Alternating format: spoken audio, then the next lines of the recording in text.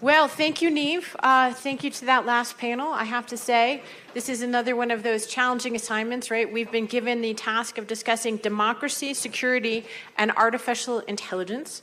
And we have half an hour, including your questions. So I'm sure you guys can be very brief and concise and let us all have it. But no, actually, I'm delighted to be doing this one because it's one of those panels where I want to know what you have to say. And I have a feeling we're all going to learn a lot from this conversation. Everyone here is going to want to hear your observations, both of you, because you've been at the front lines on the sort of generative AI conversation. But I think we should probably start out, more in the realm of the present day and, the world of cyber threats as we've seen them right now, and then we can talk a little bit about the future. Brad, Microsoft has been in the news recently with the latest round of hacks. I think it's hard for many lay people to make a distinction, what really matters, what's different this time. We just heard a little bit about the war in Ukraine, about China. Tell us about this latest attack from your perspective from China, and and especially help us to understand the context in which we are now seeing a new generation of threats from China. What's different right now? Well, the first thing I would say, in addition to just how nice it is to see everybody here and be here with you and be here with Rob, is I would start and look at the broad landscape that exists today, and I would say there are 4 types of cyber threats. There is espionage-based intrusions designed to extract information. There are malicious attacks designed to destroy infrastructure. There is ransomware designed to, in effect, extort money. And the 4th I would put in a similar category is there are cyber influence operations run by governments such as China, Iran, and Russia, designed to get out messages. And we should think of them all together. Now, to answer your question, what was in the news this past week was really about the extraction of information, the intrusion into networks, with, I would say, growing sophistication, all designed, in that case, to extract information from unclassified email systems. Mm-hmm. And was there, obviously for this Aspen Security Forum, it's a group that is very interested. We have Secretary Blinken coming here tomorrow. The extent to which, this connects up with, just a new and much more sort of fraught political climate between the United States and China. I'm just curious whether there was anything different. Americans are used to reading lots of reports about, hacks and intrusions. What made this one different? Well, and I'd really look to Rob. Why don't you go first and I'll go second, and maybe put the past month or so together, because rather than just the last week, because I think it probably should be something that's knitted together. Yeah. So I think the one you're referring to is where State Department and Commerce emails, along with some others, were taken out of cloud infrastructure, right? And so that is one unique thing, was the tradecraft that was able to impersonate authorization to go in and read those emails. So that's one thing. But that is a fairly traditional threat, right? It is China doing espionage. That's what nation states do. We have to defend against it. We need to push back against it, but that is something that happens. Brad was alluding to other China actions. We did a joint industry government advisory recently about other Chinese action, which is really disturbing, which is pre-positioning in critical infrastructure inside the U.S. critical infrastructure space, inside some military unclassified systems, as well as going after the territories that are important in the event of a Taiwan-China escalation. And tell us a little bit, Rob, about what we've learned from the war between Russia and Ukraine. Certainly, it was somewhat the expectation before the conflict erupted in 2022 that we could see massive new kinds of attacks by Russia, not only inside Ukraine, but potentially on Western allies who are aiding Ukraine, on the United States itself. To a large extent, that has appeared to be, if not something that didn't happen, at least more manageable perhaps than some feared, and not a worst case scenario. Can you help us understand why that is and what we've learned so far from the war with Russia and Ukraine? Yeah, so I'll dispel the impression that there wasn't a lot of cyber. It was generally, though, confined to Ukraine and the near abroad. And it was significant. There were wiper viruses. There was information operation campaigns. There were effects that flowed into the kinetic space. But a lot of praise should be given, one, to the Ukrainians, who are exceptionally resilient. When they get hit with something, they've gotten good and practiced and experienced at restoring those systems. And we need to take a lesson from that. We need to not only assume that we can stop things, but we need to be resilient after they happen. And the second is the role that industry was able to play in that. And I'll let Brad talk to some of that. Yeah, and I do think it has been an extraordinary collaboration for companies like Microsoft and others, together with the US government, the UK government, and especially the Ukrainian government. And I would say a few things emerged. Number one, we always talk about cybersecurity attacks as if they're based on penetrations into a network while the building in which the computers reside stays intact. Well, it turns out that one of the first Russian cruise missiles took out Ukraine's data center and simply obliterated it. But we had worked with others to evacuate the data. And so I think the first lesson is any country should have a contingency plan so that if there is an actual shooting war, it has that kind of capability in place, and the closer one lives to a neighborhood where that kind of war could break out, the more important that kind of contingency plan becomes.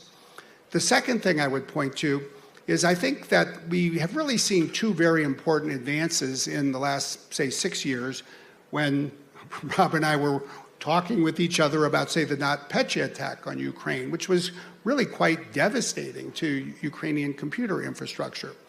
The first is the state-of-the-art of threat intelligence, has advanced considerably. So we're able to detect attacks. The whole industry is able to detect attacks to a far greater degree and much more rapidly than before. And the other is what we call endpoint protection, the fact that PCs, laptops, phones, devices are connected, they're enrolled. And what that means is that when they use an endpoint protection service, as we offer, for example, and so do others, when we see an attack, we're able to write code, creates a signature, dispatches it to a device, and then when the malware comes, it's intercepted before it can do damage. So, we've seen some fundamental steps forward that I think have increased defensive capability. And fundamentally, that's the story of the cyber war. Defense, so far, has triumphed over offensive attacks. Well, that's a great segue to this AI conversation because, the good guys and the bad guys are about to get an enormous new capacity where they already have it. And so, I'm sure everyone here wants your insights from both of you to help us understand, what does it mean to layer on this kind of a cyber war and then add in the new capacities in generative RI. Rob, as you look ahead, I'm curious, help us to understand, what it means for offense, but also what it means for defense. Yes, artificial intelligence, and especially the new generative AI that has emerged, is going to be disruptive, right? There isn't a person in this room, a business on the planet that's not going to be impacted in the way it's going to be applied. And it's going to have both benefits and risks. I think if you look back at the history of the internet, we had this youthful exuberance that the internet sharing truth across the world would be the end of dictatorial regimes and oppressive actions. And it turns out it's been just as powerful for people who want to oppress their citizenry and want to disseminate falsehoods or false narratives as it has been delivering truth. And I think what you're going to find is these new technologies are going to be both an opportunity and a risk.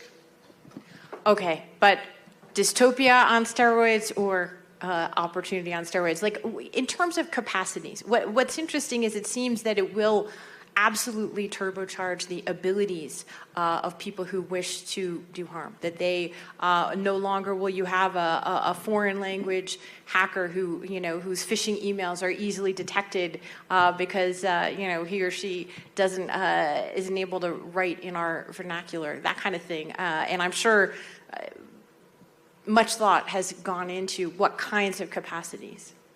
So my belief is, at least in the near term, huge advantage to the defense, right?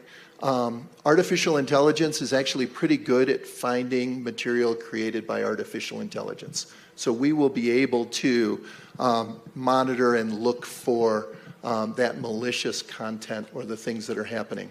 I also think that, the resources on defense are much bigger than the resources of the criminals or the small activities that are planning and researching this today.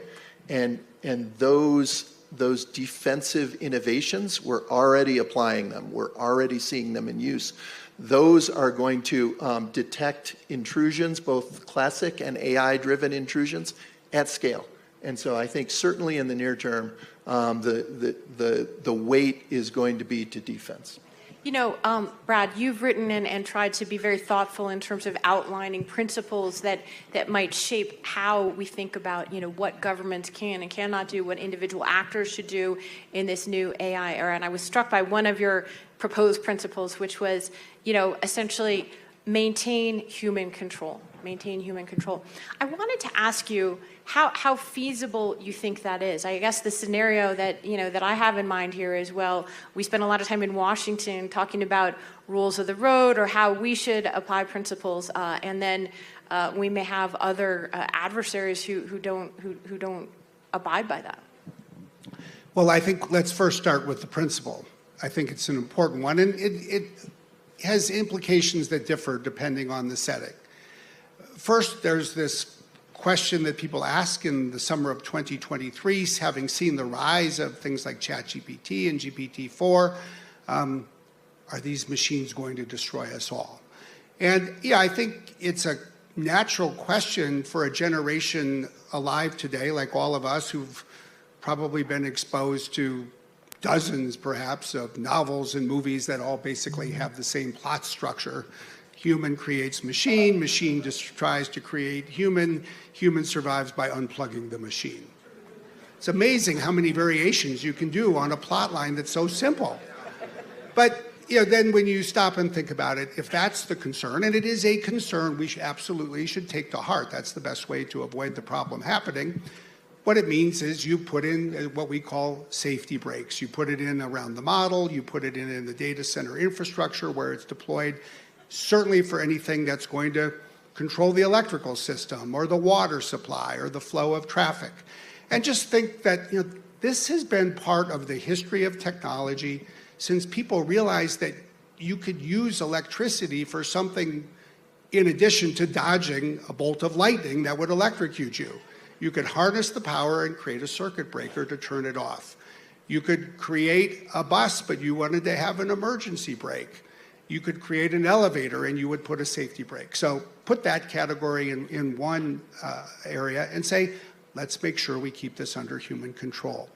Now then, when we talk about cyber activity, warfare, and the like, I do think it is an important principle that we ensure that none of us wake up in the morning and find that machines started a war. We want humans to remain in control. And humans should remain in the loop or on the loop. Now, I'll say the one exception to that is there are areas of defensive activity, where you want AI, I think, to respond to attacks at machine speed. And we've done this even in Ukraine. I mean, we've used AI systems. There was a cyber attack on a shipping company in Ukraine last year where AI saw it and responded it before a human even saw it. And so I think defense is different from offense. We should establish norms, and then we need to go to work to do everything we can to persuade every government we can to abide by this norm, and we need to have deterrent mechanisms in place, and this is where Cyber Command, the Department of Defense, NATO, and the like, I think come into play in terms of backing that up with deterrence. All right, Rob, so are you going to definitively assuage us from the robot overlord scenario here? Tell us a little bit, seriously though, I think Brad's point is an important one in terms of what is the level of discussion and interaction right now around actually creating some of those deterrents, because it seems like the technology has moved so quickly, it has outpaced at times our ability to create collective responses to it. It has moved exceptionally fast, Susan. I think the key thing to understand is all of the right people are aligned to work on the problem, right? So in the U.S., the White House leads a task force right now. You heard earlier from the Office of Science and Technology Policy, the work they're doing to bring together the government in their policies. You heard from our UK friends about their leadership role trying to get the UN to talk about this. And we are seeing an enormous amount of government and industry interaction to do a number of things, right? One of the first things we're talking about is we've got to protect this technology, right? Whether it's from adversarial nations or criminal groups. And so the government has reached out to the innovators of this technology to make sure that the models aren't stolen and then used in ways that won't have the kind of controls that a company like Microsoft would put on them. We've then started to think about, what are the right policies and norms about their use and employment, and are there places where you need to make sure that a human's in the loop, right? NSA's used AI in our workforce for a number of years, and it never issues a report or makes a decision on its own. What it does is it improves the speed, accuracy, and reach of the humans who make the ultimate decision, but they get to do more because of it. So I want to ask if there's anyone in the audience who would like to ask questions, which I suspect will be better than mine. Please do introduce yourself and make it a question so we can get a few. Thank you. Thank you. David Lichtinger, concerned citizen. Rob, I have a question you're not going to want to answer. So, so don't you think that the United States and the NSA should do more offensive operations as a way of deterring China, North Korea, and Iran, so that they know that we have capabilities, so this sort of thing that just happened doesn't happen on an ongoing basis? I'm glad to hear that defense, we're starting to get some more tools, but I think the leaders of these states need to be deterred. So that lane of offensive action is cyber commands, and it's the White House's policy decisions of how, where, and when it's applied. But I think if you look, cyber commands had an exceptional record of applying offensive capability to everything from the terrorism fight to election interference, right? 2020, they went ahead and worked to take down Prigozhin and his IRA misinformation capabilities to defend the election. There is no doubt China and Russia and Iran understand the might, power, and capability that the U.S. has in cyberspace, and that we do employ it. And it is not the case that cyber deters cyber all the time. So we use cyber as an element of a multiple set of conditions to try to impose good behavior and deter bad behavior. I'm assuming Microsoft does not have its own offensive capabilities. So That's absolutely we'll correct. All right, we'll go to the next question then. You, sir, in the back.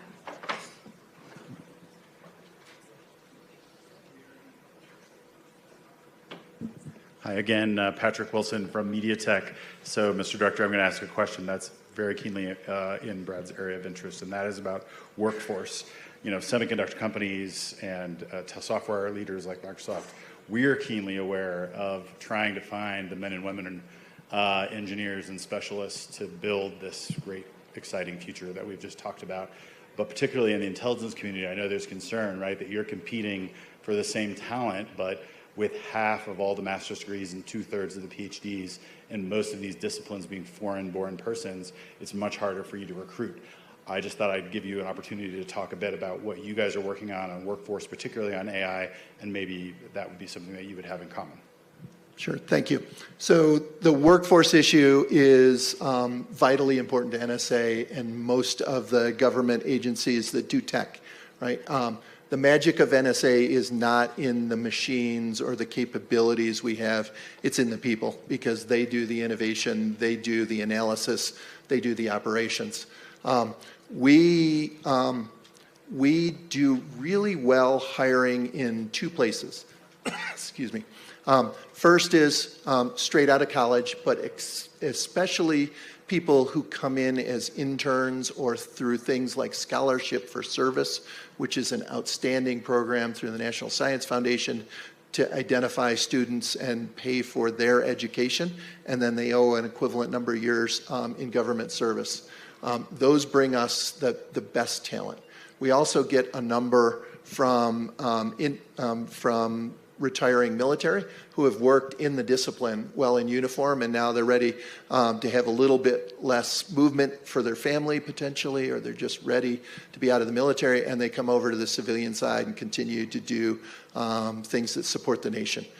So we have those efforts underway, but for NSA, we start all the way down to the youngest level in the country, where we do Gen Cyber camps around the nation, where K through 12 students, depending on the setup of the camps, will get exposed to cyber opportunities, cyber careers. So we push through all of those. You will see the Office of the National Cyber Director coming out with an education and development plan that is key to part of our recruitment and talent piece. But we put a lot of energy in it, and we actually do really well at NSA of not only recruiting but retaining, because it's no good if you just leak everybody out.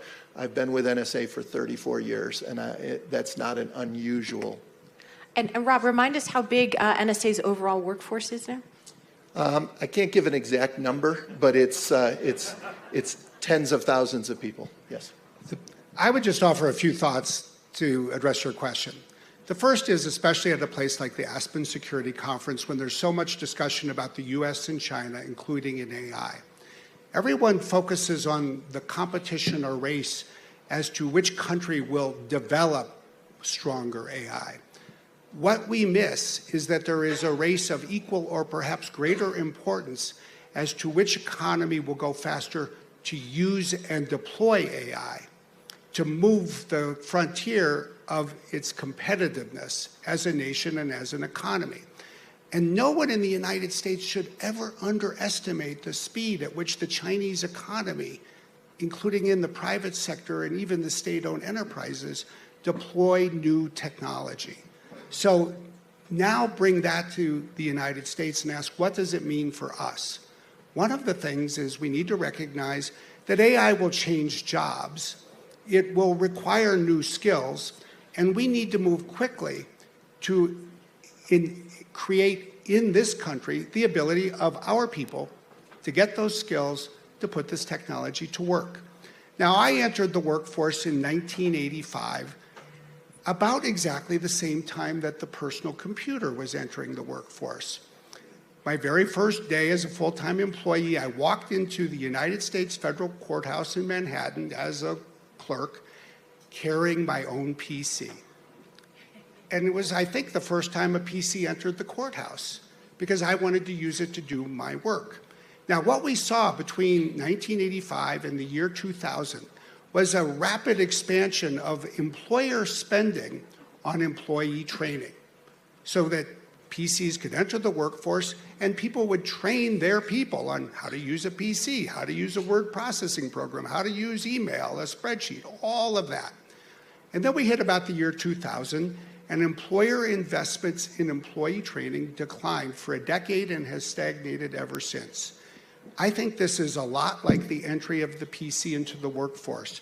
We need to move quickly as private sector employers, as governments thinking about workforce training programs, as we think about financial aid for people who otherwise might not have access to this. We need to think about the role of community colleges. We in the tech sector are already creating new curriculum, new programs, but we ought to seize on this as an important part of the national initiative, because the jobs will go to the countries where the people have skills to put the technology to work. And we need to be not only the country that creates this technology, but that uses it in every part of our economy. Well, I think that's a perfect setup, really. I believe our next panel is on competitiveness. I'm going to give our audience a chance for one lightning round question to end this one, though. Yes, ma'am, right there. Hi, Megan Restein-Bellingham. I work for Bridgewater Associates. I do information security. Question for you is around data privacy. That's been a big topic of conversation recently. And is there a line that we should draw between technological advancement in AI and keeping people's individual information safe? So if you can actually answer that in a lightning round, then we'll all be in good shape, I think. Yes, there should always be such a line. The line is best drawn by the law. The law is best enacted by Congress. And maybe if 2023 is this inflection point for AI, just maybe the United States can use 2023 to become the 110th country in the world to adopt a national privacy law. Because if we would, then we'd have a clearer line and we would all know where it is. Rob, a final word? Nope, I agree. That was truly a lightning round. Thank you both.